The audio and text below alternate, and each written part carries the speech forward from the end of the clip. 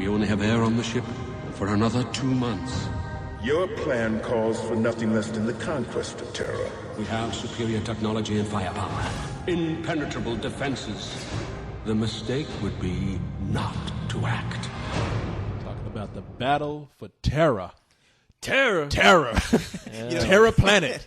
It's funny, because it's the Earthlings who want to take over the planet Terra when Terra means Earth.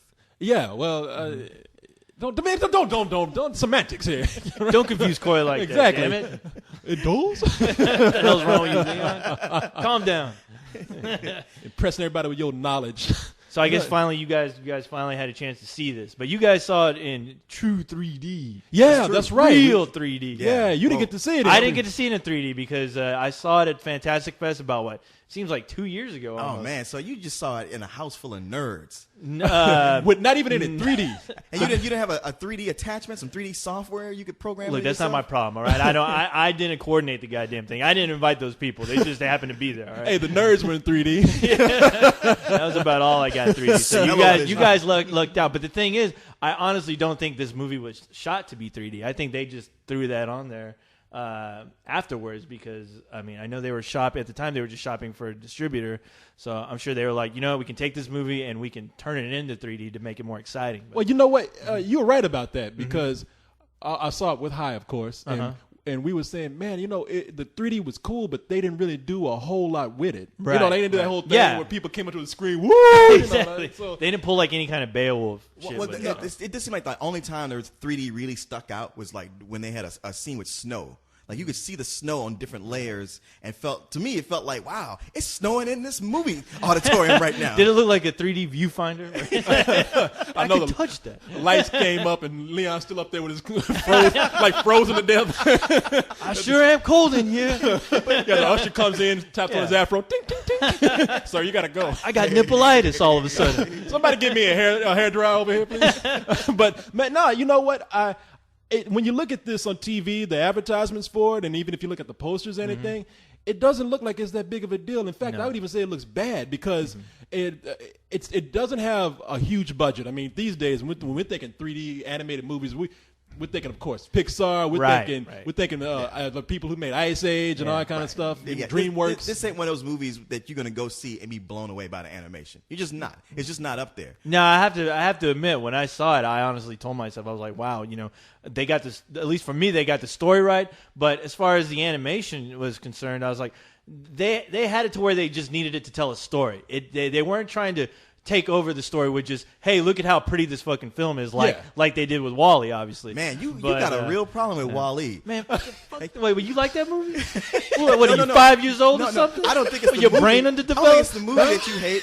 You like moving pictures? I think it's the robot himself. I think it's that kind of rivalry, like Dobby and Gollum, between the CG I don't know what you're talking about. Hobbits, and now we got these cartoon robots. They just cannot get along. Yeah, co-host is mad. Hey, this ain't Leog, all right? You know what? Layman's terms. There's gonna be a E True Hollywood story that'll show the early years of WALL-E, where him and co-host used to be best friends on the vaudeville circus, but then WALL-E took off. WALL-E. But then Never one heard day, of him. WALL-E got arms, but co-host didn't. Fuck that guy. And his career took off from there. Meanwhile, co-host just rolled around.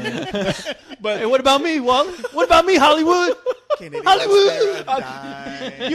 If WALL-E was, he'd be like, man, we ain't even talking about my movie. We're talking about Battle for Terra. Damn, I ain't even done none of y'all. But no, this movie, it's actually for a kid's film. Now, I will give it this. This is being advertised as a family film, but it's really dark. It is dark. And it's also, I mean, you think about this film as far as, like, this is the first animated film where the humans are portrayed as the bad guys. Oh, yeah. They are the villains. I mean, I hate to invoke the name of WALL-E again, but it's almost like an alternative version of that story where, like, hey, Earth is uninhabitable, and rather than all the Earthlings turn into a bunch of big fat people, they turn into assholes and just decide, okay, well, here's another planet we can live on. Fuck it. Yeah. Well, hey, we did it to the Indians. One more time. Do it again. Oh no, this story. I mean, it's a movie that. Right, it tries to encompass a lot of themes, and I think it works it in there very well for everything that's trying to tackle. I mean, it's a story about, it's an anti-war film, it's an environmental cautionary tale. I mean, and it has this big theme about colonialism. Oh yeah, I mean, you had this planet where of course you got the peaceful aliens. I mean, they float around. They have big eyes, so you know that they're peaceful. And they're cute looking. They Non-threatening big eyes. Yeah, they kind of look like the snorks with no legs. They're the snorks. Yeah, and so you know you don't want to be a snork. There's no need to beat those poor bastards. Yeah, what they do to anybody. Yeah. Look at how crazy they look. They got enough problems. They're funny. What are you gonna do?